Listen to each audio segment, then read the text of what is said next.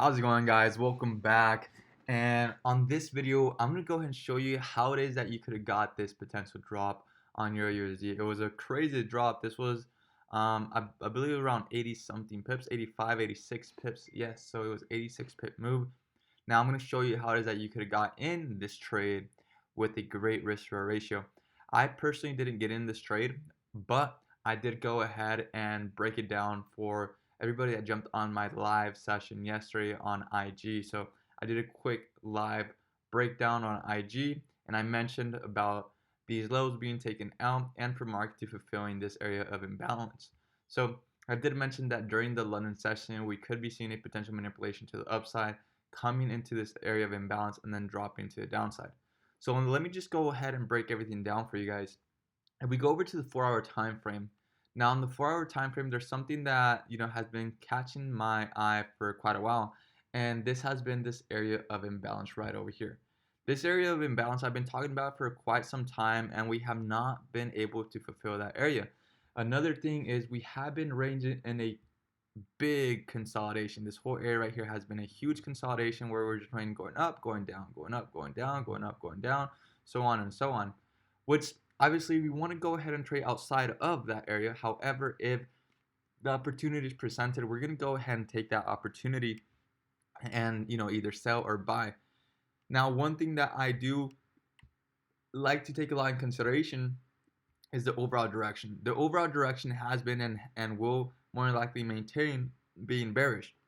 So therefore, the probabilities of the market going to the downside are much higher for it than it going to the upside. So that is why I look for selling opportunities and only sell opportunities within this whole area, even in the area of consolidation. Why? Because the risk reward is much greater in case if we do continue with that overall continuation to the downside. Now moving over into this section right here, let's go over to the 1-hour time frame real quick. Now this is a new week, okay? This is a new week. You guys can see right here how this is the 30th, and then over here, we come into a new week. We have the 3rd, the 4th, the 5th, the 6th, okay? So this whole area right here was something that I was paying attention to. This is coming towards Sunday, and then this is Monday. Now as we can see what had happened previously, yes, we have been trading new highs. This was a low, a high, we consolidated and then created a new high. However, during that time of consolidation, we did create some liquidity down over here where I was expecting markets to take out lows or either take out highs depending on what was going to be happening during London session. Now, there was two things that could have happened during London session, which was for it to go ahead and consolidate and drop and then later on continue going to the upside to fulfill the 4-hour time frame imbalance, or for it to have a little spike to the upside to the imbalance zone and then continue going down. You guys can see I already had this marked up, and the reason why I had it marked up was because I went ahead and gave this out on IG live yesterday. So if you guys aren't on there, definitely recommend you guys to go ahead and give it a follow. That way you guys can go ahead and join these live sessions every now and then that I make them. Okay, so right here what we are seeing is that during the London session, okay, during the London session we started seeing how markets started to accumulate. So let's go over to the 15-minute time frame real quick.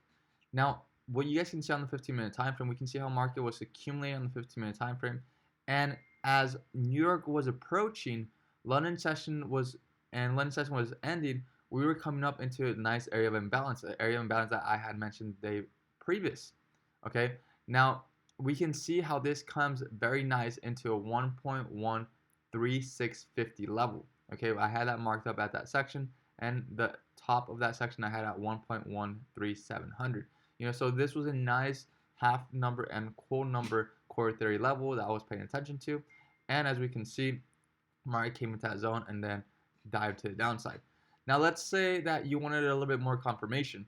Well, here we go. We can see how London created some nice little lows right here for market to take out during the New York session.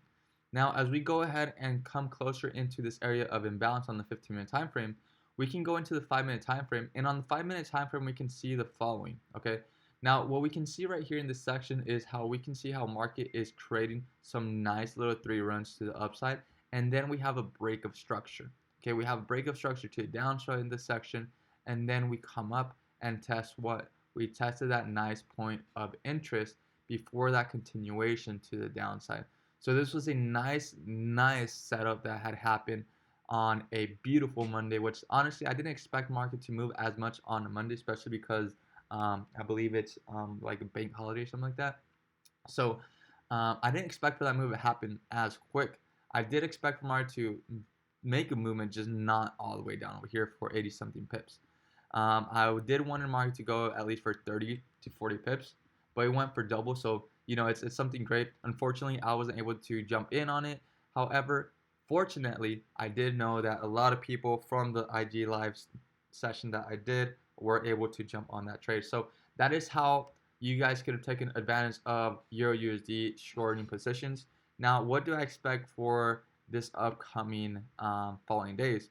So I do want to see a retracement coming back into these areas of imbalance before I go ahead and say anything. But before anything, I want to see how London acts. Okay, so based off of what happens on London is how I'm going to be reacting on New York. So as you guys can see, I don't like to be on the charts 24/7. And the reason I don't like to be on the charts 24/7 is because imagine being right here, you wouldn't want to be entering for buys already, right? And why would you want to enter on buys when it's coming towards Tokyo or Sydney session? There's not much volatility. So I'd rather trade in sessions where there's volatility, New York or London session. As we can see, during the London session, we had a nice little move to the upside for 30 pips. And during the New York session, we had a nice drop down for 85 pips. Now, what happened during Sydney and so on? Well, we didn't have much movement. We were just moving from about 10 pips move of ranges. So that is why I like to trade at specific times. I hope you guys enjoy this video. Definitely give it a thumbs up if you would like to see more of these breakdowns. And with that being said, I'll see you guys on the next one.